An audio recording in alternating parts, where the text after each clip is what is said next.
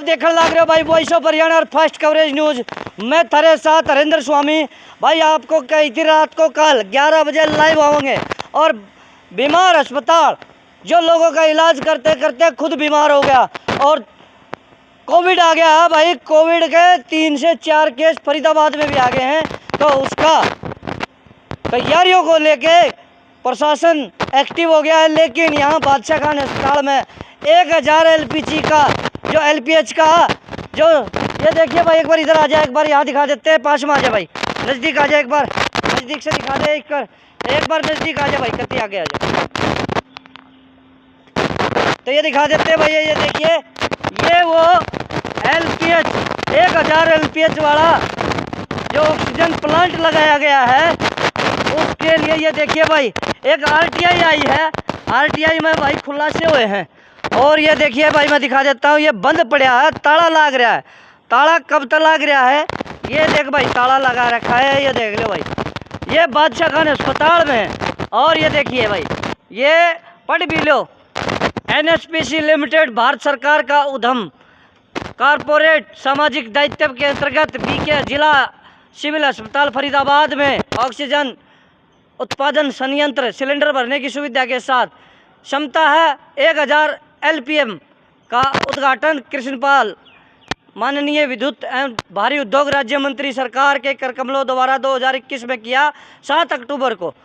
तो भाई मूलचंद शर्मा जी भी मंत्री होया करते, सीमा त्रिखा भी विधायक होया करती जी, और विनय गुप्ता जी सीएमओ, और हमारे डीसी साहब जितेंद्र यादव जी थे। तो हमारे साथ अजय जी सैनी साहब हैं, जो हमने कल भी दिखाया कि भाई टीजर भी लॉन्च कराया था अजय सैनी का। ये हैं भाई साहब, कागजों के साथ प्रूफ के साथ काम करे हैं। एक बार 6 हम आ जाओ भाई साहब, क्योंकि 6 हम जरूरी है, क्योंकि सरकार के जो उपक्रम है उस उपक्रम के बारे में, और ये जो CSR के तहत ये 200 वाला ये है जी, ये 200 वाले की आवाज़ भी सुन लो भाई। ये कहोगे कि भाई नेगेटिव खबर दिखाओ, पॉजिटिव भी है भाई मिस्त्री। देखिए 200 एलपीएम का है, ये चल रहा है। और ये है जो कि पीछे सिलेंडर धरे रहे हैं इमरजेंसी के लिए। तो एक बार भाई साहब से बात कर लेते हैं। राम राम भाई साहब। राम राम जी, राम राम। अच्छा, क्या लिया है जो 1000 एलपीएम वाला? कोरोना के केस बढ़ रहे हैं फरीदाबाद में भी, और भगवान ना करे अगर पहली वाली स्थिति आ गई, जैसे जब ऑक्सीजन की मारामारी हो रही थी उस समय में, तो हमारे यहाँ का अब सिविल अस्पताल का क्या होगा, ये तो आप सोच ही रहे हो जी। अब देखो जी, ये दो ऑक्सीजन प्लांट लगे हुए हैं बीके में, एक 1000 एलपीएम का, वो उधर आगे वाला ये 2000 एलपीएम का है, 200 का है। हाँ 200 का, 200 वाला चालू है, और 1000 वाला जो ऑक्सीजन प्लांट है ये बंद पड़ा है। और ये 1/10/2021 को ये ऑक्सीजन प्लांट लगाया गया था जी, ठीक है जी। अब उसके बाद ये बंद हो गया जी। अब बंद होने के बाद इन्होंने इसको स्टार्ट किया ही नहीं, और लेकिन इन्होंने लेटर तो लिखे हैं।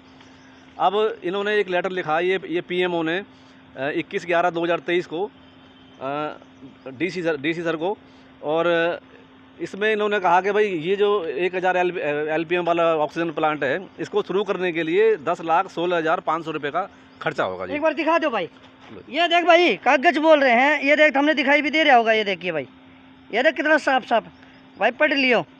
ये देखिए नीचे तक का भी है, पूरा दे दिया है भाई, पूरा डाटा दे दिया है। ये देखिए भाई, ये देख लो, ये 21/11/2023 का है भाई, ये देख लो। अच्छा, और बताओ भाई साहब। देखो जी, अब ये 21/11/2023 से ये पत्र खेल रहे हैं, लेकिन इसको शुरू नहीं किया जा रहा है। पत्र खेल रहे हैं, कागज खेल रहे हैं, क्योंकि ये तो अपने लेटर जो भी कार्रवाई ये कर रहे हैं, ये तो यहाँ से तो जारी है। हाँ, बीके अस्पताल से तो जो भी अधिकारी हैं वो अपनी कार्रवाई कर रहे हैं, लेकिन ऐसा लग रहा है कोई उनको सुन नहीं रहा है। हाँ। अब मैंने ये आरटीआई एक और फिर लगाई है अभी, ये मेरे को अभी रिप्लाई आया है, जो 2023 में 10,16,000 रुपये जो खर्चा था इसको ऑक्सीजन प्लांट को। भाई पहले 10 लाख का था, ये देखिए मोटा मोटा आंगली, ये देख भाई, कैमरा रुकेगा भाई, और अब आंगली लगा भाई साहब, कौन सी जगह थी ये देखो भाई, ये देख लियो 10,16,500 रुपये। तो ये देख लो भाई। और अब मैंने इनसे पूछा कि भाई अब करंट में अगर इसको स्टार्ट करें तो अब कितना खर्चा होगा। अब ये कहते हैं कि जी 13 लाख से 17 लाख रुपए के बीच में इसको स्टार्ट करने के लिए खर्चा हो रहा है। अब तारीख कौन सी लगाई थी भाई साहब, एक बार ये देखा, 21/11/23 की थी वो तो। और ये देखियो भाई, ये एस्टिमेट दिखा दो एक बार। हाँ, ये मेरे को आरटीआई रिप्लाई मिला अभी, ये देखियो भाई, 13 दिख रहा है कहीं, आंगली लगा के दिखा दे भाई साहब। ये देख 13 से 17 लाख के आसपास एस्टिमेट आ गया भाई। यह 2021 को ये तैयार होया था और हमने इसमें भी दिखा दिया भाई। देखो जी, अब अगर भगवान ना करे ऑक्सीजन की दिक्कत होगी तो हमारा मतलब जो यहाँ पर जो कोरोना वाले पेशेंट आएंगे उनका क्या हाल होगा। तो ऐसा लग रहा है कि सब यहाँ भगवान भरोसे चल रहा है और अधिकारी तो जो भी है बेचारे अपने काम ये तो अपने लेटर कर रहे हैं, लेकिन हमारे जो नेता हैं और जो बड़े अधिकारी हैं वो ऐसा लग रहा है कोई कार्रवाई नहीं करना चाह रहे हैं जी। और अब धीरे धीरे जब ये कोरोना केस और बढ़ेंगे ना, उसके बाद ये फिर इधर उधर भागा दौड़ी करेंगे, क्योंकि आप इसको सर्विस करने के लिए भी इसमें टाइम लगेगा। देखो एकदम तो होगा नहीं, ये भी 2 4 5 10 दिन इसमें लगेंगे स्टार्ट करने में। तो अब ये थोड़ा सा इसको देखना चाहिए सरकार को, भाई इसको स्टार्ट करें जल्दी जल्दी। अगर कोई ऑक्सीजन की दिक्कत होगी तो फिर आगे बहुत बुरी हालत हो जाएगी। जैसे भागम भाग हुए थे, परेशान हो गए थे लोग फैक्ट्रियों में, प्राइवेट फैक्ट्रियों के सिलेंडर जो 500 का हो 5000 का, जो 5000 का हो 50000 का हो गया था। जी बिल्कुल। देखो जी, अब इसको बंद होने से एक नुकसान और हो रहा है कि बीके अस्पताल को जो ऑक्सीजन मिलनी थी, क्योंकि यहाँ से सिलेंडर भी भरे जा रहे हैं बीके के लिए। अब 1000 LPM का जब ये बंद हो गया तो अब ये बीके अस्पताल वाले ये ऑक्सीजन बाहर से खरीद रहे हैं। जबकि और क्या, जब बाहर से खरीदेंगे अब ऑक्सीजन चाहिए ना अंदर ICU वगैरह के लिए। तो अब ये 200 वाला से इनकी मेरे को लग रहा है इनकी तो भाई ऑक्सीजन प्लांट का दिखाया, अब दिखा रहे हैं भाई लिफ्ट का, जो 3 दिन से बंद पड़ी है। जो प्रेग्नेंट महिलाएं हैं जिसके फ्रैक्चर है वो किस तरह ऊपर जाओगा इलाज के लिए, बेड पे किस तरह जाओगा, लिफ्ट के हालात दिखा देते हैं भाई। ये देखिए, ये दिखा देते हैं भाई। और इसकी भाई RTI भी पहुंची हुई हमारे पास। RTI में जवाब क्या है ये दिखा देते हैं। ये देखिए भाई, ये आप देख रहे हैं, ये सीढ़ी है, ये सीढ़ी है और ये है लिफ्ट। इतना बड़ा अस्पताल है, लिफ्ट खराब पड़ी है। मैं नहीं कह रहा, ये देखिए कह रहे हैं लिफ्ट इज़ नॉट वर्किंग। और ये कागज़ भी दिखा दूं भाई। हमारे साथ अजय सैनी भाई साहब भी हैं, अजय सैनी भाई साहब से बात कर लेते हैं। भाई साहब, ऑक्सीजन प्लांट की बात कर रहे थे, ऑक्सीजन प्लांट बंद पड़े हैं और ये लिफ्ट भी बंद पड़ी है, क्या कहोगे? देखो जी, डायलिसिस पे सुबह आवे ना चढ़ो जाओ। हाँ भाई साहब, डायलिसिस पे सुबह चढ़ो ना जाओ सीढ़ी। अच्छा, ये देखिए डायलिसिस वाले हैं भाई। सुबह आवे 6:30 बजे। अच्छा, चढ़ो भी ना जा सीढ़ी, हकरा चल जा। अच्छा। और यहाँ खराब करके गिर दे। डायलिसिस कौन से फ्लोर पे होती है? दूसरी पे। दूसरी मंजिल। हाँ। तो भैया ये देखिए अजय भाई साहब, ये तो देखो जी, लोग परेशान हो रहे हैं बेचारे। बताओ डायलिसिस वाले कैसे ऊपर चढ़ेंगे जी? ये बेचारे अपने जान बचा रहे हैं जैसे करके।